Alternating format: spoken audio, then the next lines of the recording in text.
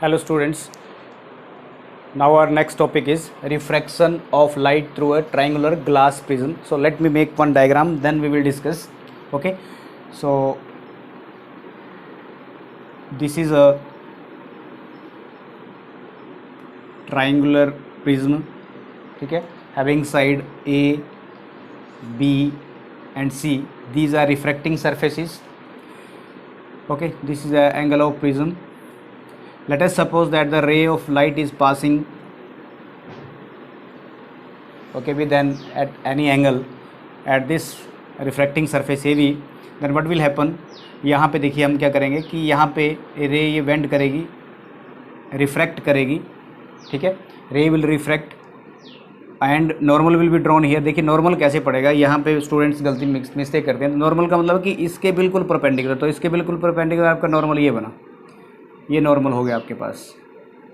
अब angle made by the incident ray with the normal is known as angle of incidence. Angle of incidence, ठीक है. जैसे आपके पास A, this is B, this point is C and ray will again it will bend away from the normal. और यहाँ पे देखिए इसके बिल्कुल परपेंडिकुलर नॉर्मल ड्रॉ कर दिया मैंने, ठीक है. This is again a normal. This angle is angle of emergence, मतलब बाहर निकल गया दूसरे सरफेस से, दूसरे रिफ्लेक्टिंग सरफेस से. तो ये एंगल देखिए आप, this is angle R1 and this is also angle, this is angle R2. यहाँ पे दो नॉर्मल पड़े हैं, तो फर्स्ट एंगल R1, दूसरा R2 हो गया. नॉर्मल के साथ ही हमेशा आपका एंगल रिफ्लेक्टिंग सरफेस का एंगल बनेगा, ठीक है. तो आप देख सकते हैं ये. उसके बाद आप देखिए ये एमरजेंट एंगल है, emergent ray, emergent, this is emergent रे, दिस इज इंसिडेंट रे. Okay, this is, these are refracted rays, these are refracted angles. तो आप यहाँ पे लिख सकते हैं, मान लो आपने ये लिखा A B is what, A B is incident ray और बी सी,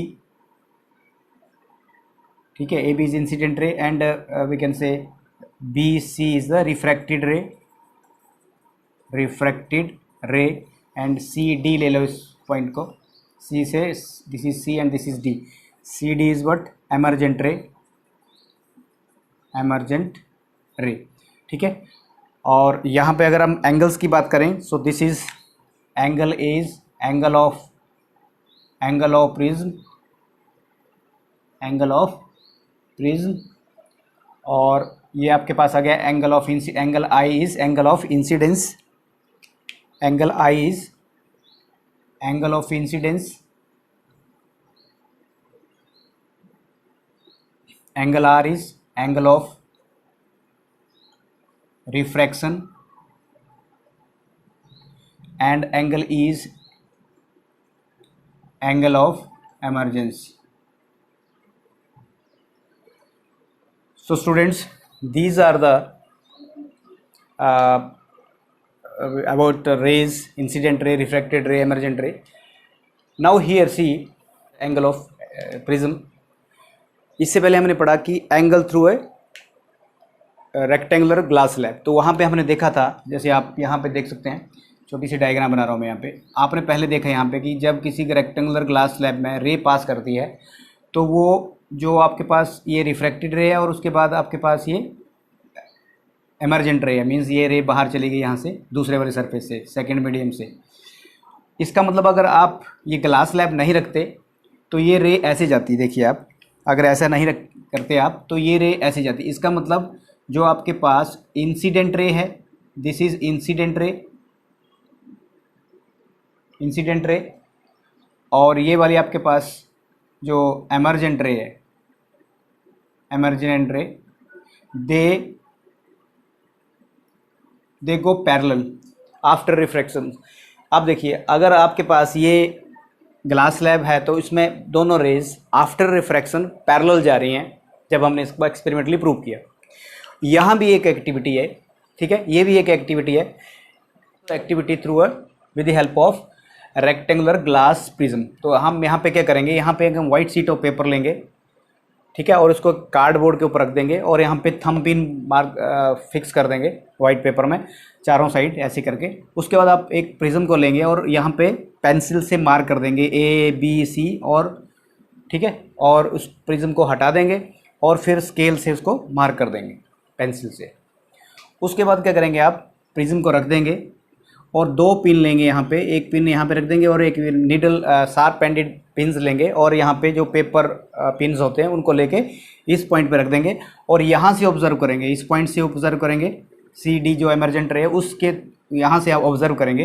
तो हमें ऐसे लगेगा ये जो जब पूरा ग्राफ बन जाएगा, जब पूरा ये डायग्राम बन जाएगी तो हमें ऐसा लगेगा कि ये रे स्ट्रेट आ रही है। क्योंकि क्यों आ रही है स्ट्रेट, देखिए जब हम इस रे को पीछे इसको आगे करेंगे, अगर हमारे पास ये मीडियम नहीं होता तो ये रेस स्ट्रेट जाती, और ये वाली रेस को हम इसको पीछे कर दें और जहाँ ये इंसिडेंट रे और एमरजेंट रे retrace back and produce forward, तो वो जो एंगल बनता है उसको एंगल ऑफ डेविएशन बोलते हैं। तो यहाँ पे मैं लिख देता हूँ आपके पास एंगल ऑफ, ये जो आपके पास एंगल D है, angle of minimum deviation, minimum deviation.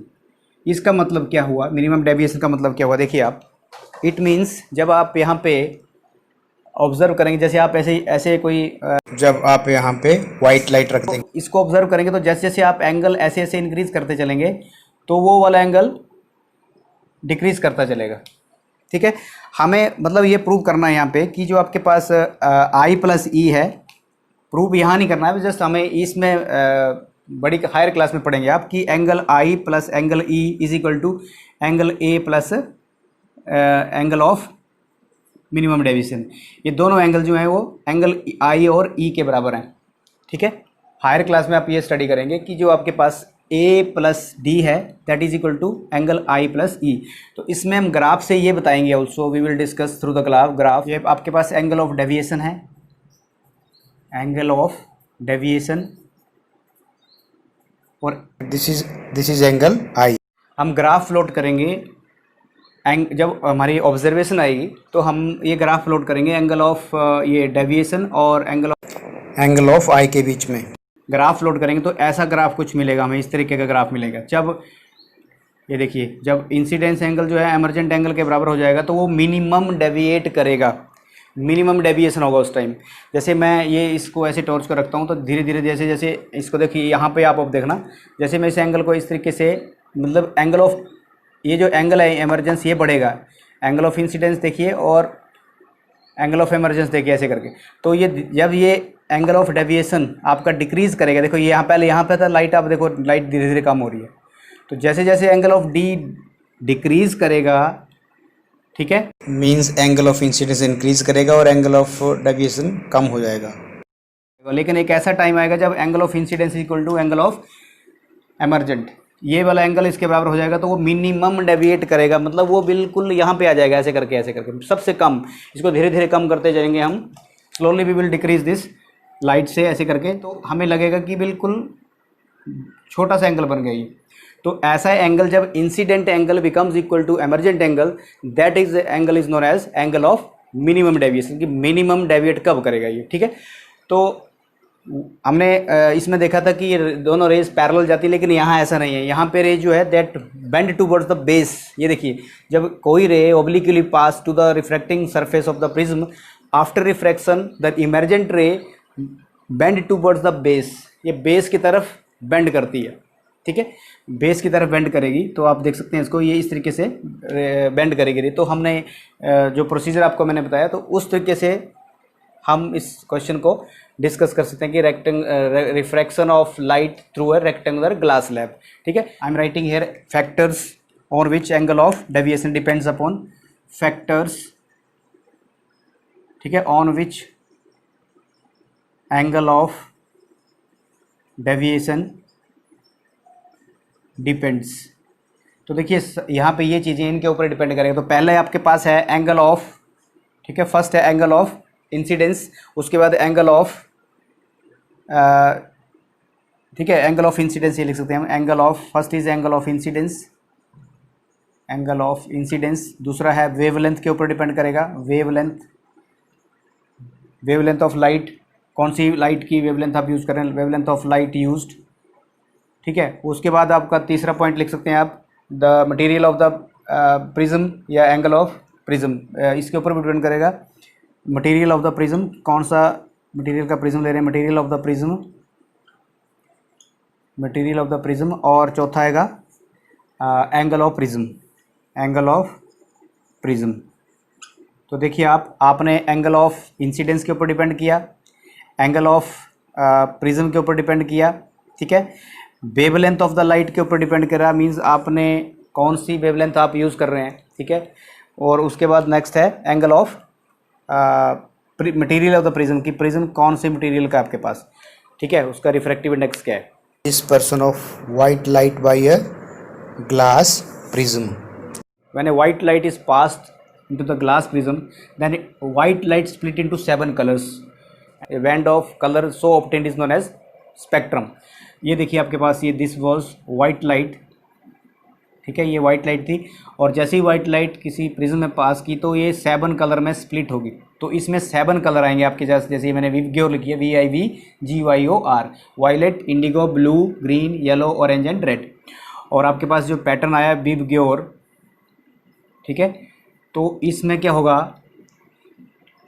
ये अलग अलग, इन सब की अलग अलग वेवलेंथ होगी। वाइट कलर में 7 कलर हैं, मतलब 7 कलर मिला के वाइट लाइट बनाते हैं, ठीक है। तो ये स्टार्टिंग में जो साइंटिस्ट थे उनको पता नहीं था, लेकिन बाद में ये न्यूटन ने प्रूव कर दिया कि 2 प्रिज्म का यूज़ करके उन्होंने बता दिया, क्योंकि maximum scientist were confusing that कि वाइट लाइट किससे बनी है। तो उन्होंने कई साल ऐसे एक्सपेरिमेंट किया, उसके बाद न्यूटन ने उसको एक थोड़े से एक्सपेरिमेंट करके उन्होंने प्रूव कर दिया कि वाइट लाइट जो है वो 7 कलर उसमें होते हैं, और प्रिज्म सिर्फ उनको स्प्लिट करता है, क्योंकि वो अलग अलग एंगल से स्प्लिट होते हैं। मतलब जैसे यहाँ से जा रहे हैं, ये सब अपने अपने अलग अलग वेवलेंथ है इनकी, वायलेट कलर की वेवलेंथ लग गया, इसकी लग गया, तो अपने अलग अलग कलर से वो स्प्लिट हो रहे हैं, ठीक है। तो इस तरीके से आप ये बता सकते हैं कि splitting of white light into its constituent colour, splitting of white light into its constituent color is known as dispersion of the light, is known as dispersion of the light। तो मीन्स लाइट जो है disperse होती है 7 colour, जैसे ये बताया मैंने 1 2 3 4 5 6 and 7, you can say 7 colours are there, 3 6 7 colours are there. So that is विवग्योर। तो यहाँ पे देखिए आप, यहाँ से हम विवग्योर वायलेट से रेड की तरफ चलते हैं, तो हमारी यहाँ पे वेवलेंथ इंक्रीज करती है, wavelength increases from violet to red. इसका मतलब जो मैक्सिमम वेवलेंथ है वो किसकी होगी, आपके पास मैक्सिमम वेवलेंथ रेड कलर की होगी, red colour having maximum wavelength. और जो आपके पास वायलेट है, तो वायलेट हैविंग मिनिमम वेवलेंथ, इसकी मिनिमम वेवलेंथ होगी, ठीक है। तो सबसे ज़्यादा जो वेवलेंथ होगी वो आपके पास रेड कलर की होगी, और जो आपके पास वायलेट कलर है उसकी सबसे मिनिमम वेवलेंथ होगी, that is violet colour. when we are moving from left to right, then wavelength will increase up to red color। इसका मतलब white light when passed to the prism, it split into its constituent color and that is known as spectrum, ठीक है।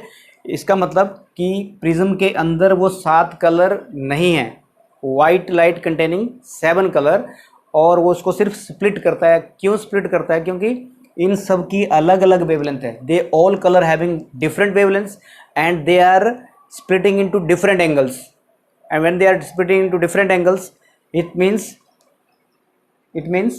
they are forming a pattern, and that pattern is known as spectrum, okay।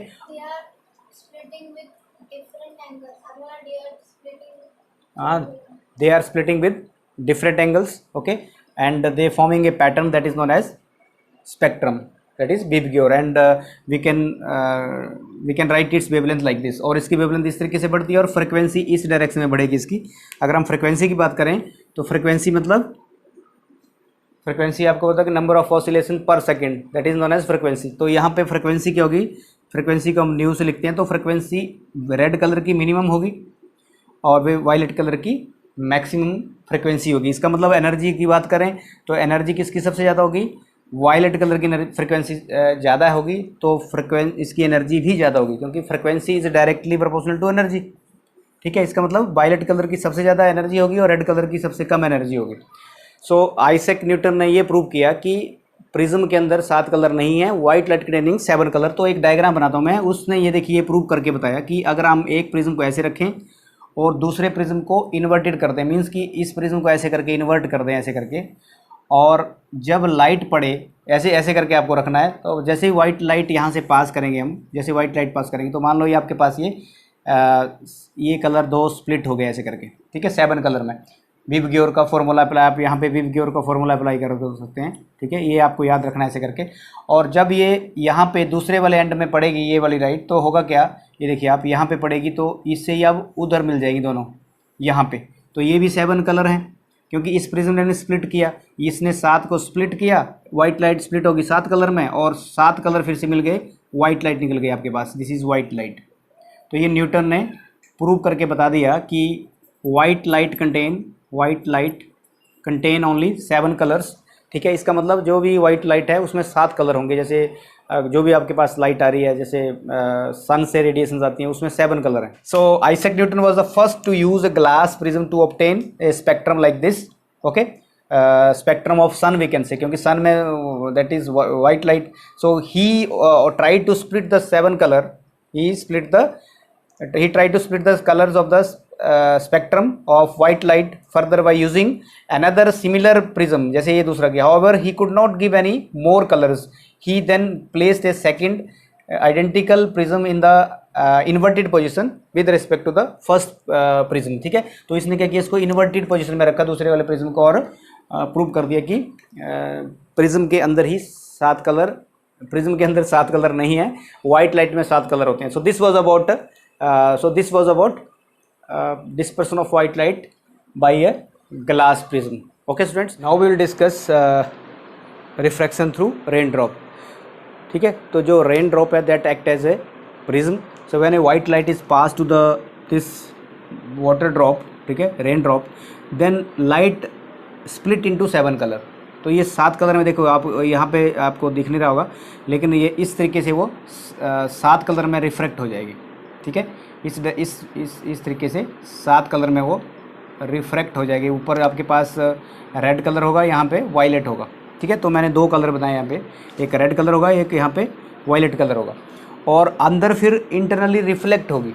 पहले refract, देखिए यहाँ पे refract भी हुई, फिर disperse, क्या लिखा मैंने, रिफ्रैक्ट हुई, क्योंकि रिफ्रैक्शन हुई एक मीडियम से दूसरे में, रिफ्रैक्ट हुई, और डिस्पर्स हुई। डिस्पर्स का मतलब ये 7 कलर में स्प्लिट होगी। मैंने 2 कलर, ऊपर वाला और निचले वाला, ठीक है, डिस्पर्स हुई। उसके बाद इंटरनल रिफ्लेक्ट हुई, इंटरनल रिफ्लेक्शन हुआ, अंदर ये दोबारा से अपने ही सरफेस से इसी सरफेस में पड़ा, फिर रिफ्रैक्ट हुई, फिर रिफ्रैक्ट। इसका मतलब 2 बार रिफ्रैक्ट हुई, एक बार रिफ्लेक्ट हुई, और एक बार डिस्पर्स, ठीक है। अपने रेनबो देखा होगा तो ऐसे करके कलर दिखते हैं उसमें, एक ऊपर रेड कलर दिखेगा और नीचे वायलेट कलर दिखेगा। तो आप यहाँ पे देख सकते हैं, यहाँ पे वायलेट कलर है, नीचे यहाँ पे रेड कलर है। और इसकी कंडीशन है कि सन आपके पीछे होना चाहिए, मीन्स कि अगर आप यहाँ से सन रेज आ रही हैं इस तरफ से, सन आपका फेस इस तरफ होना चाहिए, ठीक है, आपके बिहाइंड सन होना चाहिए। तो सन की रे जब सस्पेंडेड पार्टिकल के ऊपर जो रेन ड्रॉप्स उसके ऊपर पड़ेगी, तो they suspended rain drops act as a prism and they split the light into 7 colours, ठीक है। इसलिए वो आपको रेनबो दिखता है। तो रेनबो में इस तरह का डायग्राम आता है, वो कई बार एग्जाम में ये क्वेश्चन आता है, ठीक है।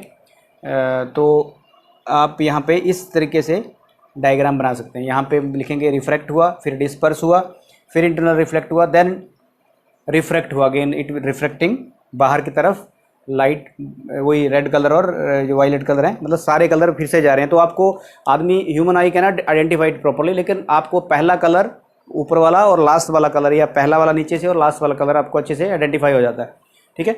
तो ये हमारा एक विजुअल स्पेक्ट्रम में आता है, इसलिए हम इसको, क्योंकि कलर मिक्स हो जाते हैं तो उसको हम अच्छी तरह से आइडेंटिफाई नहीं कर सकते। तो ये देखिए आप यहाँ पे जो मैंने आपको बताया कि any light that gives a spectrum similar to that of the sunlight, ठीक है, is often referred to as a white light. तो rainbow is a natural spectrum appearing in the sky after a rain shower, ठीक है। तो rain drop का ये example देख सकते हैं हम, ठीक है। It is caused by the refraction bye sunlight, it is caused refraction bye sunlight. So this was about refraction of white light by a glass prism and raindrop. Okay students.